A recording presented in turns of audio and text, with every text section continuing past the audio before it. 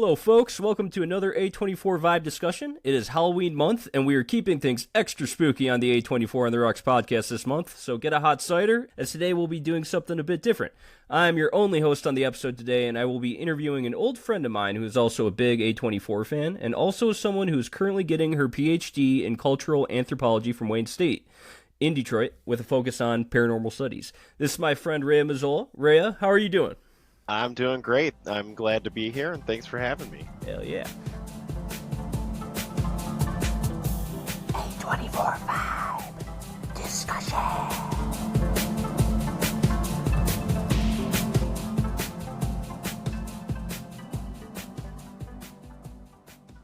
So you're a cultural anthropologist, but you specifically focus on paranormal studies. So for those who might not know it, Reya, would you please explain to us what you study when you study paranormal anthropology? Sure. Paranormal anthropology is kind of like blazing the trail in the field right now. I'm one of the few that's doing work to this caliber. I specifically focus on the way that humans kind of interact, like multi-species, like with ghosts.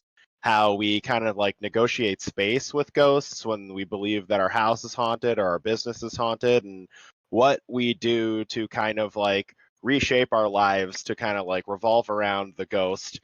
And it's interesting because, people are, so enthralled by what the paranormal is, but we don't really see like how human, like the things that we acknowledge are. And that's where I come in. I kind of like dig deep into those like nuances and see like, well, how human are ghosts really, if not anything else really. So Yeah. And I mean, like, ghosts have been around. I mean, like, stories of ghosts have been around since writing has even been a thing, right? Like, even in BC, the BC ages and everything. yeah, there's many ways that you can define what a ghost is, and it's not necessarily like the way that we think. The way that I'm studying ghosts is this is the deceased like remnants of a human person, whereas spirits and other things have broader definitions and aren't necessarily human. Like they could be where we will talk about, it could be a demon, could be an animal. We just don't really know, and I focus on the way that we humanize these entities before anything else. For sure. So today we're going to focus on three A24 films. I'd say all of them have a bit of ghostliness to them. Yeah, a little bit. Yeah, and we're going to focus on how paranormal anthropology pertains to them. And those three films are The Witch, Hereditary, and Talk to Me. And since Talk to Me is still in theaters, I will say right off the bat we will do strict no spoilers for Talk to Me, and I think we'll start there though. The premise of Talk to Me is that a group of teenagers have wandered upon a special hand, and when you light a candle and hold this hand and say, "Talk to me," then this hand will serve as a medium to the spirit world. It's almost like a Ouija board in that sense, except you can see the spirits, and if you say, "I let you in," then whatever spirit you may come in contact with can possess your body for as long as you hold the hand. So, Ram, my first question to you is, how exactly do these mediums to the spirit world work, like a Ouija board? And was there a history of objects like this even before the Ouija board? Oh man, that's a good question. So just in general, like my general take on Talk to Me, it's very interesting how similar yet extremely invasive the hand is compared to a actual Ouija board. There's a lot of psychological, like, mental play when a Ouija board is concerned, because you could take it one of two ways. One, it's like a spirit is actually like siphoning energy from you to move the planchette around the board to create this language. Or it's just you and your goofy friends are just kind of like wibbly wobbling around the board, like, and then you're just associating random cues you've made up in your own mind to like something that's relevant in the environment that is then making you scared.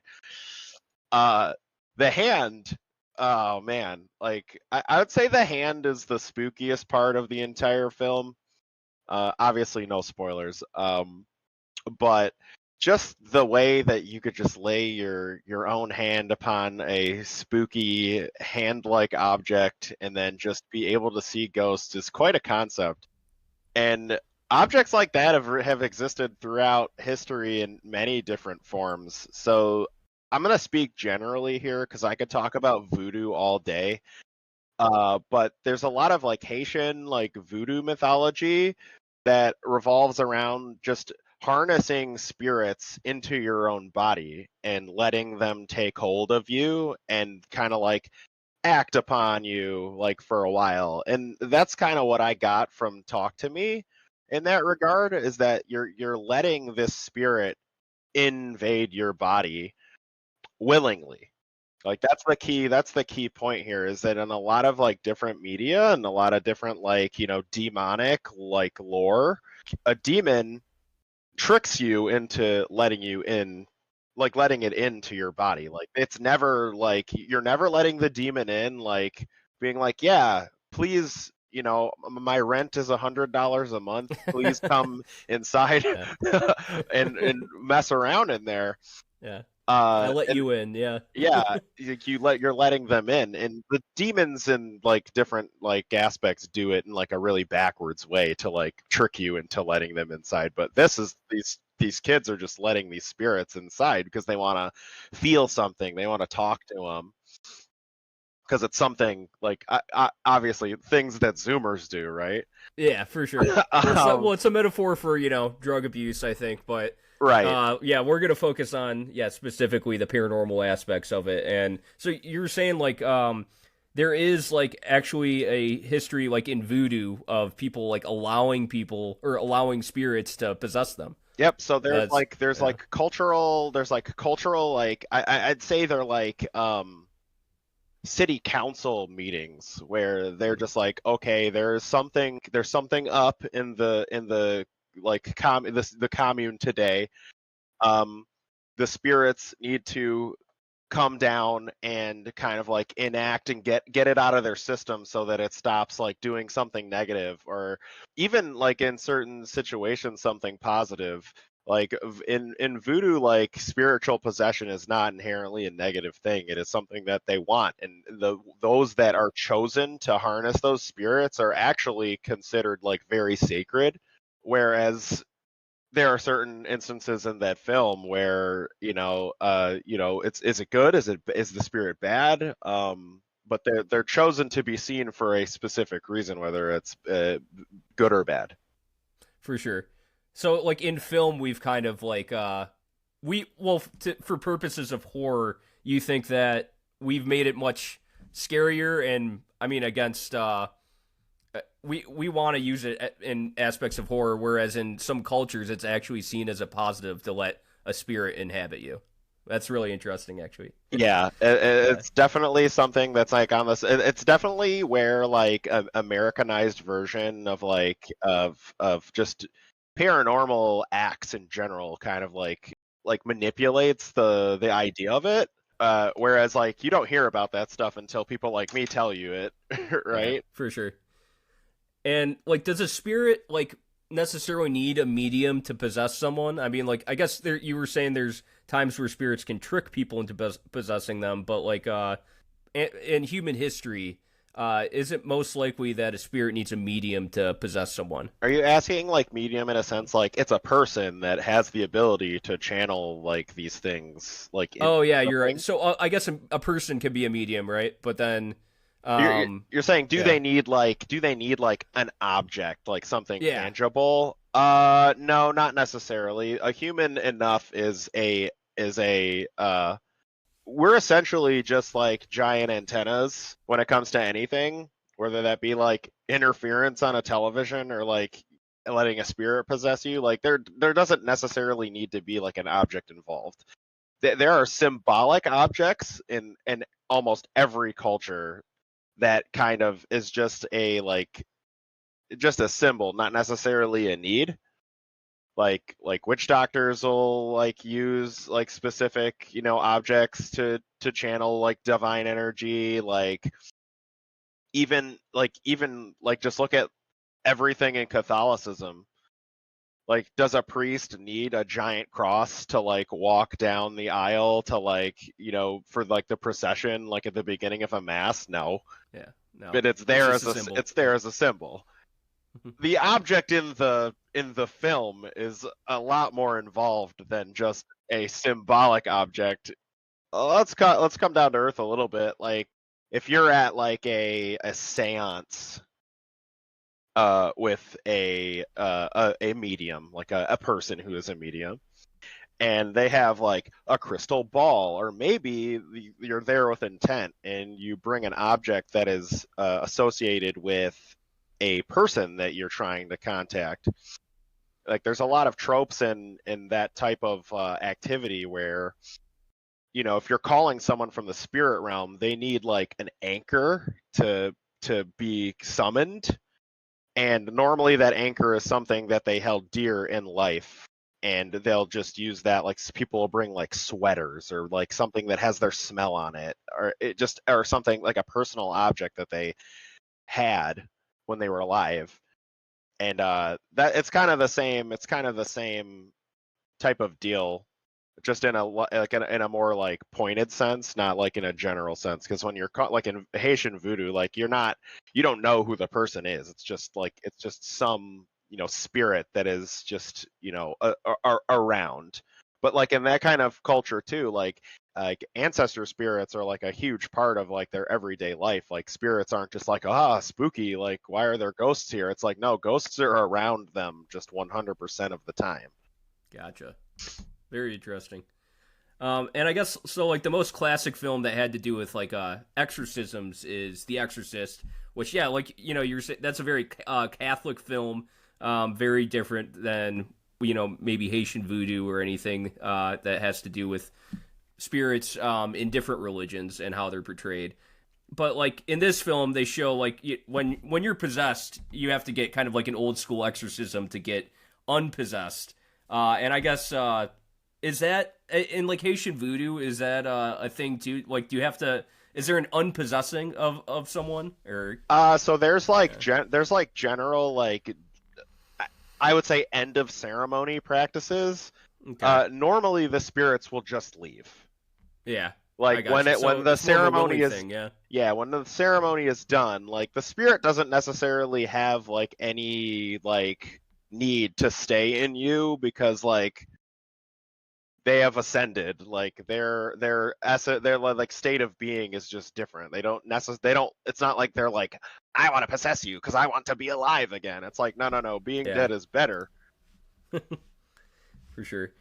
So, speaking of possessions, we can move on to Hereditary now, and I will advise for spoilers on this one because it's been out for a few years now. So, we can discuss it. Yeah, a little more in depth for sure. So, Hereditary is, of course, about a family that slowly gets sucked into a demonic cult that worships the historical literary figure of King. I'm going to say King Paimon because that's how they say it at the end of the film, but it can also be said Paimon, as you pointed out before we started this interview. Talk to me a bit about King Paimon. Is he a demon in the classical sense, and how exactly has he been depicted in literature? King Paimon has really only been mentioned in like the Lesser Key of Solomon like texts, which are, for those of you who don't know, super old book. Yeah. Not very riveting read. Okay, but it's like a sorcery book, right? Yeah, and he's really just like there's so many ways to depict like the demons that like are just loyal to Lucifer. He's like one of Lucifer's like generals. Okay. He's like in a tree branch of demons that like are named that once you have been possessed by them, the only way to really control them in the sense that we understand is by getting them to tell you what their name is, and then once you have their name, there's like power in knowing a name, and then you're able to remove them or attempt to exorcise them.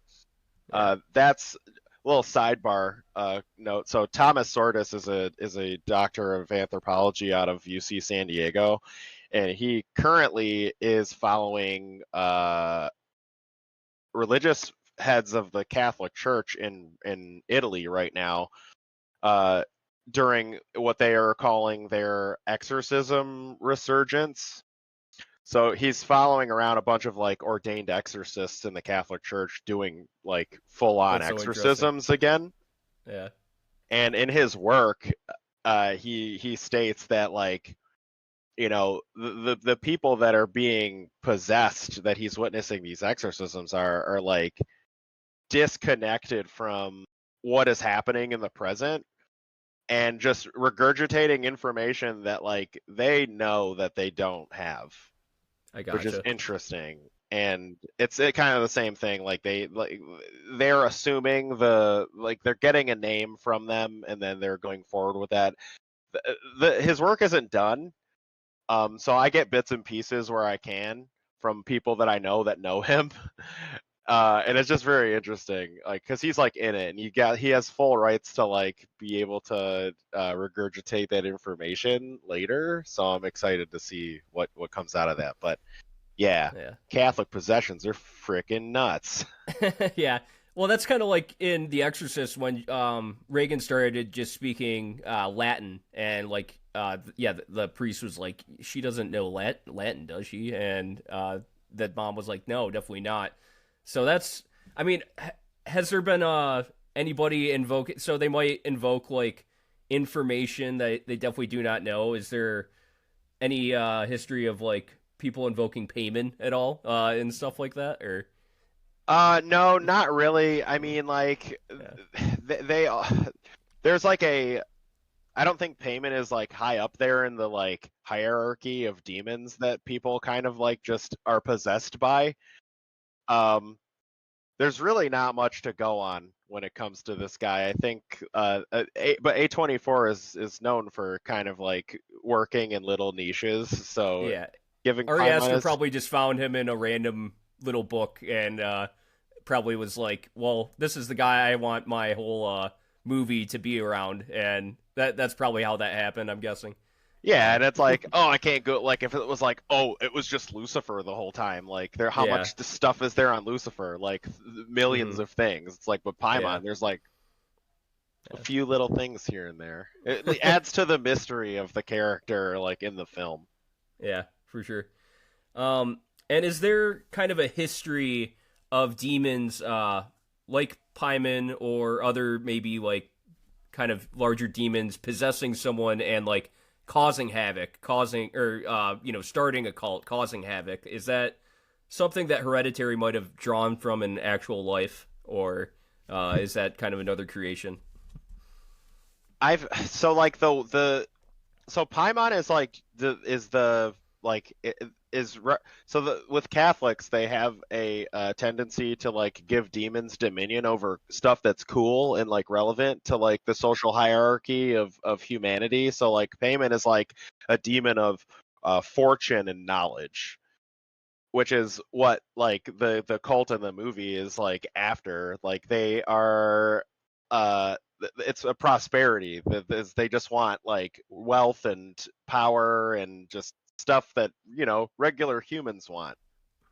And yeah, is that a thing though? Like, people will. I mean, the occult classically is kind of like people that worship the devil or demons and start cults around them to try to invoke them and gain power. That's right, right? Yeah, That's kind of classically in what the occult's in a like. general sense, yeah. And like, I don't know if there's like, you could assume a lot of stuff like with things that have happened in the past. Like if you like really think about it, like a lot of these like cults that like pop up throughout history, that's crazy stuff. Like Hmm. why would a divine figure make you do all that? Like I think of like Heaven's Gate. Yep. Like who's just like, yeah, you know, if you kill everyone, you're all going to heaven. Hmm. That's what good people say. Yep. So it just makes you think. And you know, like the Golden State Killer said that he was possessed like at one Yep. point, I think. Yeah. And like, the Manson family, like, Charles Manson was all there, right? Yeah. I mean, this will go into the witch too. How in a lot of these cases where they see paranormal things, there was definitely a history of other things going on. Like the Manson family was hopped up on acid for like weeks, months at a time, Yeah. and yeah, like the witch. I guess so. In history, they are starting to realize that a lot of the witch trials, like people might have seen actual witchcraft per se, like not actual witchcraft, but that's what they thought they were seeing. But really, it might have been ergot poisoning, which is where all the corn got poisoned, right? Yeah.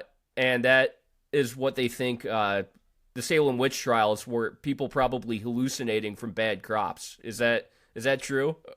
I haven't heard anything. I've never like Okay. heard that before. Yeah. I have a colleague in my cohort at college who's into plague anthropology, particularly around like deaths and like involving like the Black Death.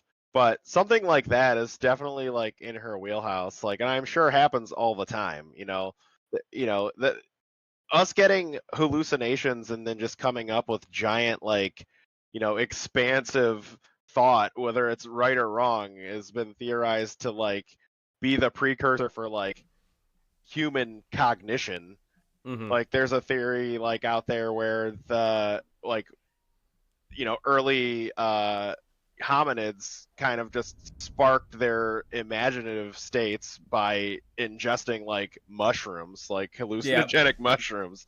Yeah. So anything's possible. And For sure. honestly, people back in like Puritan times who are like seeing witchcraft, like witchcraft as it's practiced today, like affirmations and like Mm-hmm. healthy like ritual stuff, women just being like free thinkers is Mm-hmm. very scary to them. And I'm Yeah. sure it was probably also stuff that was just happening that they were like, mm-mm, Yeah. we don't In like a that. very sexist culture. I mean, back then, and it's still kind of, Right. there's definitely sexism around today that probably gets relayed on to people that enjoy witchcraft type of stuff. But Right. yeah. We're pigeonholing into the witch a little bit. Let's Yeah. head Yeah, back to for sure. So Hereditary for a second.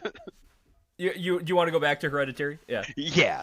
I have a Yeah. lot to say Okay. about the witch and it's not the time for it. Okay. So Hereditary.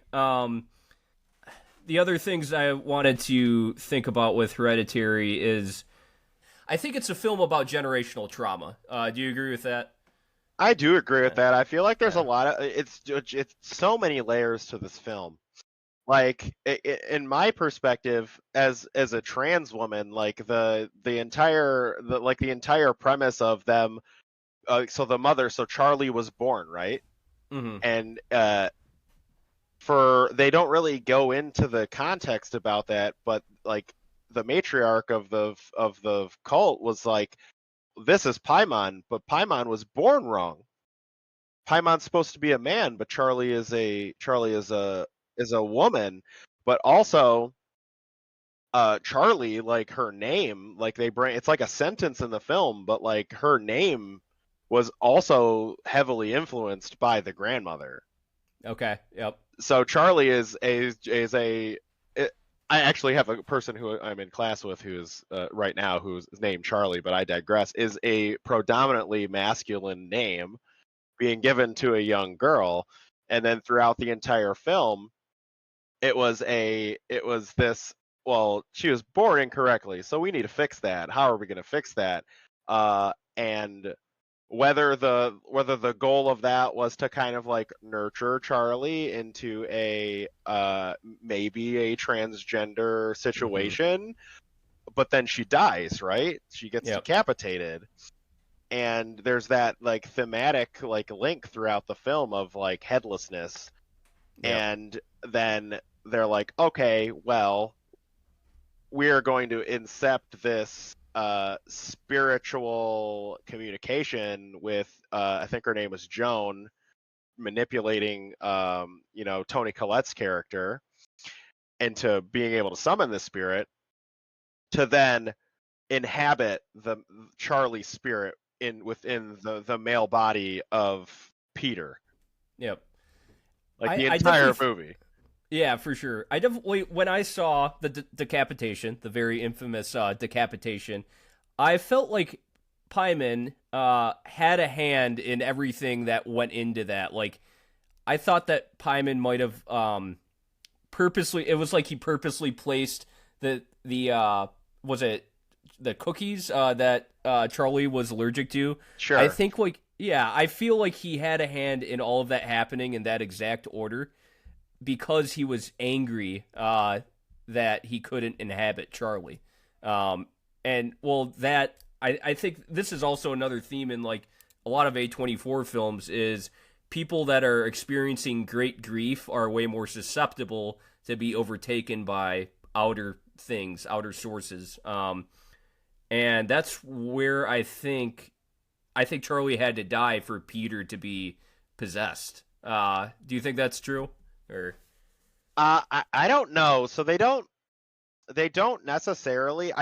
There's a lot of like just cues in the film that make me think that that's not the case.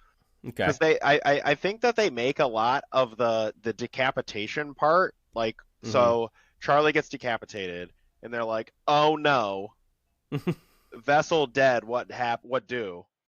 And then, so Toni Collette's character gets decapitated, and then they also post-mortem decapitate the grandmother. Yep. But okay. they did both of those later things after Charlie had been decapitated, which in like the eyes of the viewer was 100% an accident because of Peter's negligence.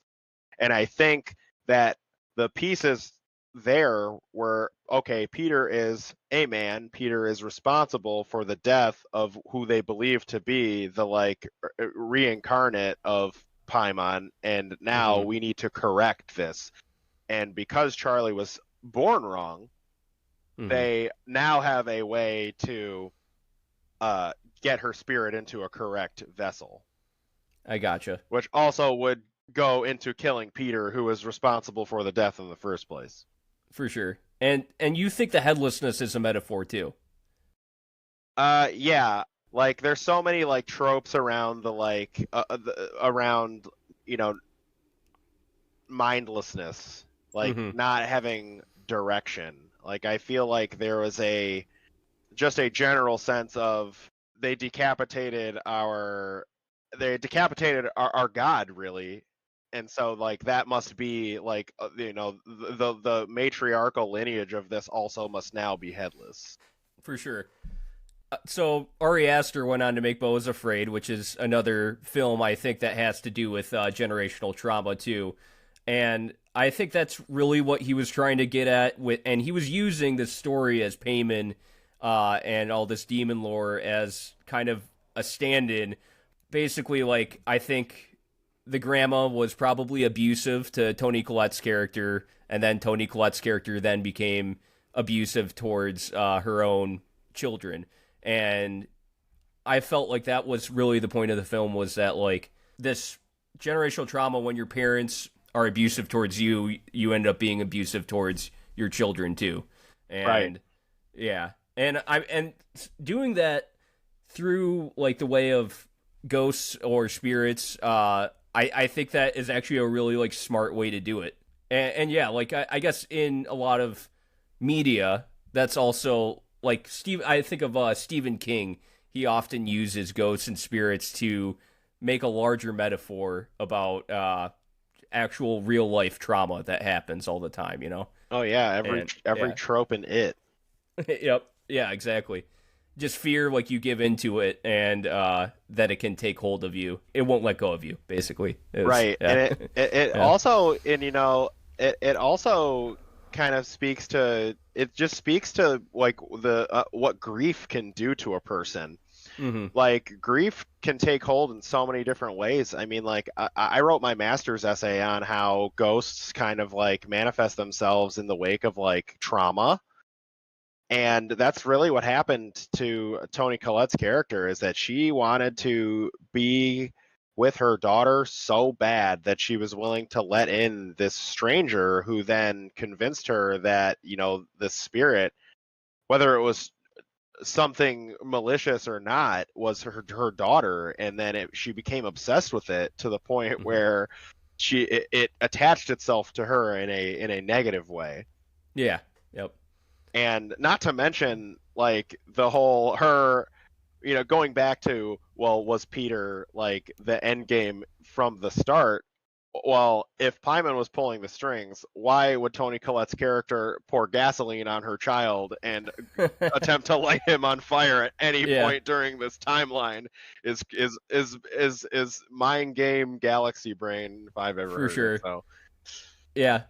Well, yeah, and then I guess with Hereditary, like I thought maybe Paimon can't directly control the strings, but can influence things, and sure. I think that's also a big thing in a lot of media with spirits and everything. It's like you have the spirit influencing something, but not they need an actual medium to the real world to be able to control anything, right? Yeah, I mean that's just a general devil trope, like going back to the quote in the Bible, the devil is a liar. There's a lot of false promises and a lot of these like demon related like metaphors in a lot of films where it's like they promised me something. If I do this, they will give me this. There's never a certainty. Look at what happened to Peter's whole family. They're all dead.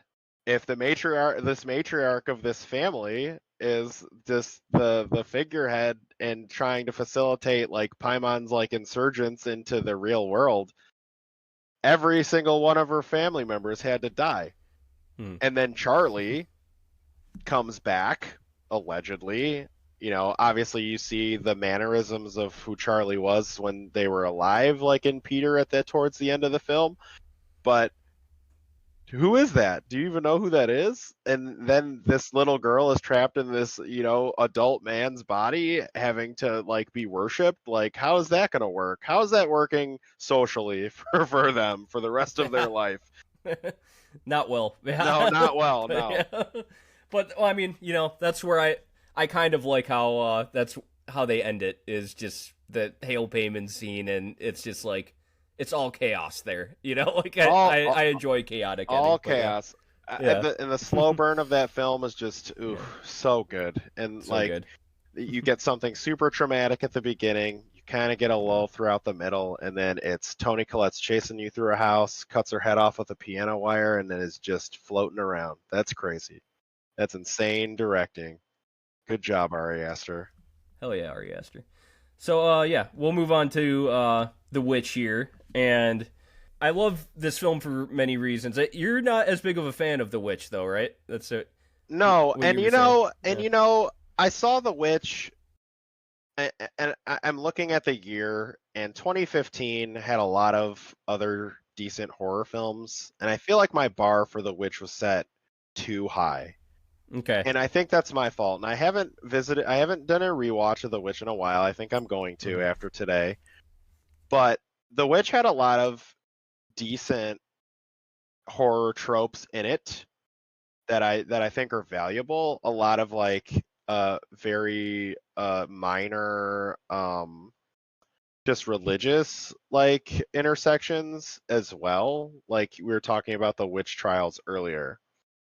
Like there's just a lot of good witch lore in that film that is very subtle, that gradually increases throughout. Yep. Which I appreciate. Yeah, for sure. And I think the reason I like it is like the extremely realistic depiction of like early colonial America. Being afraid like of what's in the woods and everything, that was just like probably led to a lot of people getting murdered anyway. But being a believer in paranormal entities such as yourself, do you think there was any proof of witchcraft in early colonial America? And do you believe in witchcraft, like in even more subtle ways? Like I know you were saying that people use it they will create potions and stuff and use it for good. But do you believe like that sorcery can be a thing, like looking at it throughout human history? I mean, there's a lot of things that are in like very like minor religious like sectors that would be considered like sorcery and witchcraft, like going back to voodoo, like that is witchcraft. Like the possession of spirits, like creating like, wards against it, like, anything that goes bad like in that kind of like religious sector is just like it must be witchcraft. There's a witch somewhere. We must do things so that we can stop the witch, but there's never actually a culprit. And a lot of that kind of pours into, like the witchcraft that you see in North America with like the witch trials, where like there was just a lot of things that befell communities that they didn't really have an answer to, that they blamed on a witch or witches. And then they needed fall people to kind of like reinforce to the community that the problem was being handled, which didn't necessarily mean that those people were actually conducting witchcraft. But when you go back to what the root like descriptions of the supernatural is just like, it was just trying to describe the divine, like rain and like storms. In a lot of Native American literature is like thunderbirds, but that was only because we didn't have an explanation for that thing yet. We didn't have scientific explanations for that thing. So what, you know, what these like settlers were doing was just, we don't understand why these things are happening. We're doing everything right, so there must be something negative that's befalling us. And what is that? It's just you're creating witches. Yep. In that scenario. So you actually tend more on the side of caution, where you think it was a lack of science back then, and not not knowing why certain things were happening the way they were. I think a lot of things lacked the understanding of the time, but in terms of like turning off the scientist in me, do I believe that like sorcery of like that level, like of movie level, like witches, is it possible? Yeah, I think there's a lot of things that happen that can't be explained. Like, as much as I try to science ghosts, like ghosts are very much a currently unexplainable phenomena amongst a lot of people, because we don't understand how it happens, why it happens, like, and then if we did know, how would that affect like greater like religious understanding of the afterlife for a lot of people? So it's really, the bar for interpretation is set like really low. And I think that, like you said earlier, with like, it could have just been like the poisoning of crops causing people to hallucinate. Anything goes. I also just think that like I said before, like it just didn't like women doing anything weird. Yep. Like going back to Monty, Yeah. like Monty Python and the Holy Grail, like obviously it's a comedy, but the whole scene She's where a they're witch. she's a witch, Yep. like, oh, if she floats, she's a witch, right? It's like, no, people can just do that. People who had ideas weren't necessarily accepted very quickly when they had them. Yep. Because it defied already established institutions that they built on religion and just this like philosophical understanding of what God is and how God interacts with things. So to combat that, like, oh, It you would must be be to working. undo power structures. Yeah. Yep, and you Yep. must be working with the devil. Yep. And a couple more questions on the witch here. The witch, of course, has a scene of a woman grinding up a baby and spreading the baby's blood all over her so she can fly. Yes. This is oddly similar to what people believe with QAnon, and the Jewish blood libel is another very messed up conspiracy that actually kind of echoes this. Why is there such a history of baby sacrifices giving people supernatural powers? Well, let's talk about the real world applications of grinding up babies. Obviously, stem cells are very are very potent when it comes to like untapped like scientific like medical knowledge that we don't understand, that have so many different positive applications. obviously we're not grinding up babies. We're Yeah. not grinding up full babies. Yep. So, but I think that it's in most cultures, like a child is just this untapped pureness Mm-hmm. because it hasn't been tainted by the world in any way yet. Yep.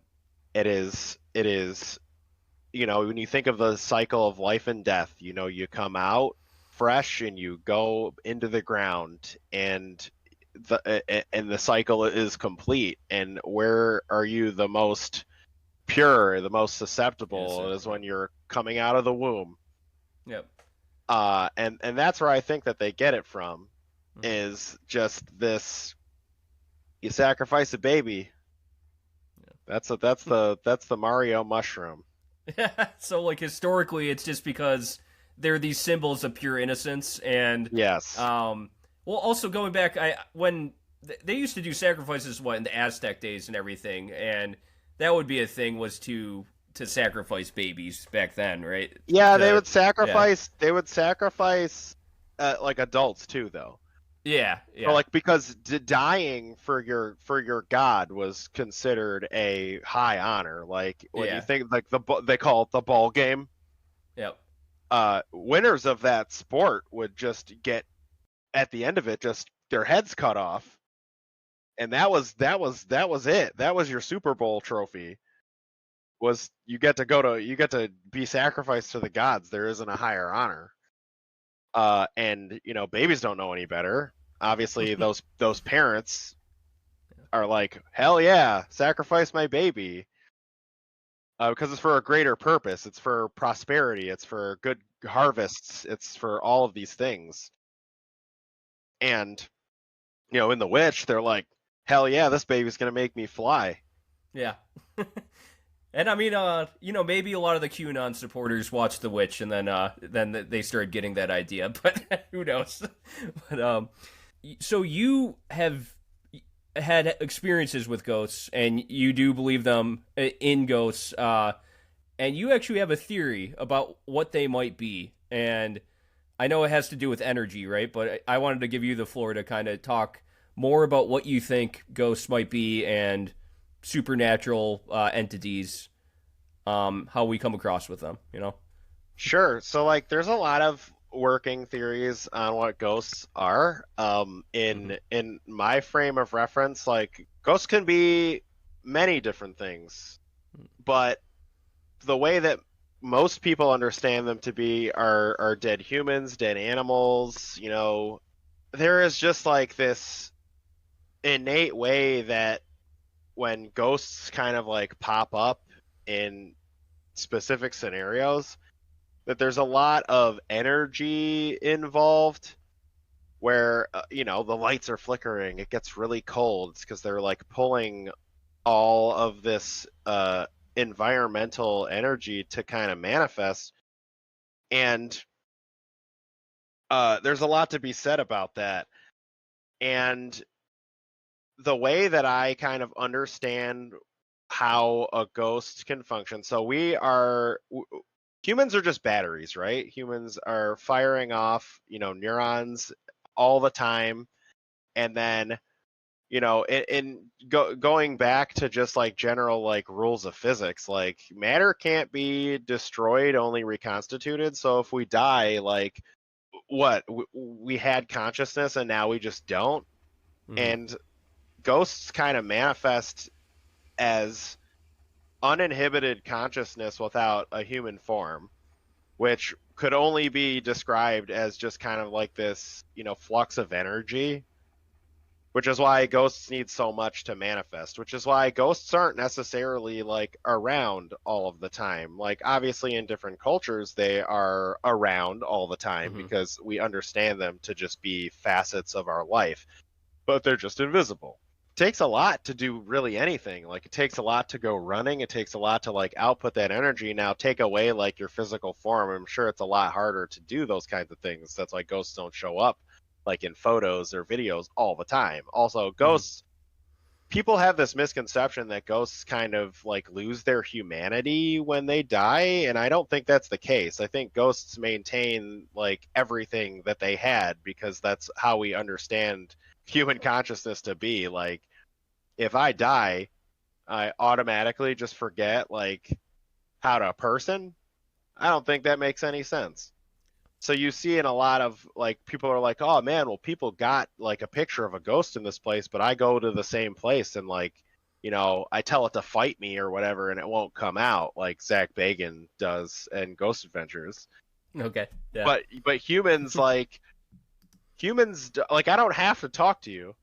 Like I don't have to be in a photo with you.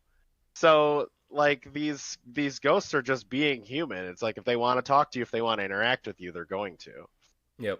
And so, when it comes down to like what is a ghost? A ghost is just a silly little guy who just wants to show up sometimes. Yeah. And their energy is attracted to things that they might have been attracted to in their real life. I think that's something you've told me before too, right? Yes. So like if look, I'm alive and I love my stuff. Why would that change when I die? Going like the Egyptians were buried with their things, hoping that it would come with them to the afterlife. If that's not the case, man, am I gonna like try to stay in my house as long as I can like ghostly can like because that's where all my stuff is. Yeah. And like that's where the people I love are currently. Oh man, I wish there was a spoiler-free way to talk about the end of Talk to Me right now, but there isn't. Yeah, so there maybe is. that's Maybe that's for a later podcast or maybe a sidebar thought. For but sure. The ghosts just manifest in so many different disjointed ways. Whether it's in cyclical loops of like things that they've done like in their life, or maybe they're just like, for the lack of a better term, just purely invisible. Like if you really think about it and you think about what ghosts do, like if you see a ghost video and like something falls off of a shelf or like they're talking into a voice recorder, like these aren't inherently supernatural things. These are just things that a human can do.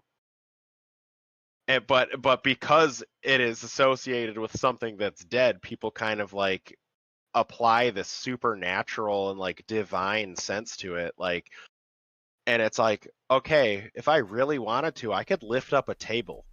Like if there's me and another guy, we're gonna lift the table up, right? So levitation, like in a spiritual sense, is also not that weird. Like if you really think about it. Tenacious D said levitation owns. Levitation does own. Jack Black never told a lie. And so like, my work in general is just trying to like bring the human back into what it means to be a ghost. And like that means a lot of things to a lot of different people, and it's very much a spectrum. Yeah. And do you believe there's a spirit realm, and that's what we might go into after we pass away? I think the spirit realm is just kind of an overlay of the normal human realm. Okay. Like I think that I don't think this is like a Beetlejuice scenario where like there's a clerk at the other end that gives you a handbook on how to be a ghost. I think that you're generally just in like a mirror image, or if not just continuing to exist on the same plane of existence that you were when you were alive. It's just you're interacting with it on a different level now. I gotcha. Like my favorite paranormal investigator tool is the spirit box, because the spirit box is the silliest thing anyone could ever think of for a couple reasons. It is essentially just an AM radio that's cycling through like frequencies at like a very fast speed, and the ghosts are supposed to be able to manipulate that and pull words out that they want to use. That implies a lot of things. Is that on Ghost Files, or is that I feel like I've seen that before. Well, yes, people use Spirit Box all the time. Ryan and Shane use the Spirit Box because it's hilarious. Yep. But the spirit box implies a lot of things about what ghosts are and are not able to do. So one, I'm dead, right? I'm a human, and I am a human that has created how the spirit box works, because that is how I perceive that a ghost is able. If I'm telling you right now, if I died right now, I would not be able to. I could not tell you how to interact with that spirit box in order to do what they're assuming that ghosts know how to do. Mm-hmm. Like, how am I just supposed to, So like, it's just random, yeah. I'm supposed to touch it when a word shows up, but that means that I'm, like, connected to, like, these broad frequencies of AM radio to be able to pull out words. Yeah. But you're also assuming that I am a native English speaker. Yeah. Spirit boxes are only pulling out English words most of the time. If I brought a spirit box to Germany and it's only picking up on, like, random audio, like, what if I died abroad? And let's just say the German, like, the spirit box doesn't have any English words. I'm screwed. I can't talk to you. I'm going to be pulling out bibbity bobbity on you. So it's the same thing with the Ouija board, pretty much, right? Like, yes. Yeah. So we assume a lot when it comes to these objects and how they work and how we think spirits can perceive knowledge and language. And it's like the most hilarious Ghost Adventures episode to me is they go to this castle in Germany and they start speaking to the ghosts in English. I'm like, dog, everyone's like, we don't know what you're saying, dude. Yeah.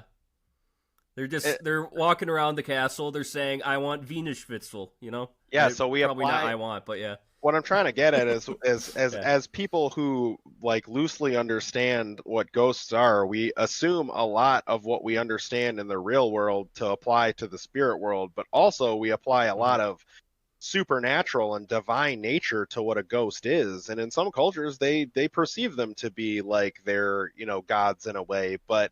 Yeah. Just in a general sense, like, a ghost is just a dude. It's just a gal or anyone who's just kind of trying to continue to exist. And, like, we don't know how that works. Yeah. I like that a lot. Well, thank you for being on, Reya. I think we'll definitely have you back on for the Hereditary podcast, which now we're in 2017 year of A24, and we're actually going to be reviewing The Blackcoat's Daughter next week, which is another horror film. So people that want to continue on the Halloween trend of listening to podcasts, we will have another one for you next week. Do you got anything else you want to tell the audience, Reya? Always have a buffer movie after you watch horror films, because sometimes they're scary and you don't want to be traumatized, which is the theme of all three of these films that we've talked about today. Oh yeah, for sure. After you watch The Witch, definitely do Barbie afterwards, because Barbie is like a dessert, you know? I saw Hereditary for the first time, and I immediately went home and watched Thor Ragnarok, because that was the happiest movie I could think of. To heal me from the horrors that I've witnessed. Right, but other than that, thanks for having me on. Yeah, thanks for being on, and we'll definitely have you back on. So, all right, have a good night, everybody. Happy Halloween, or Happy Halloween month. Ooh.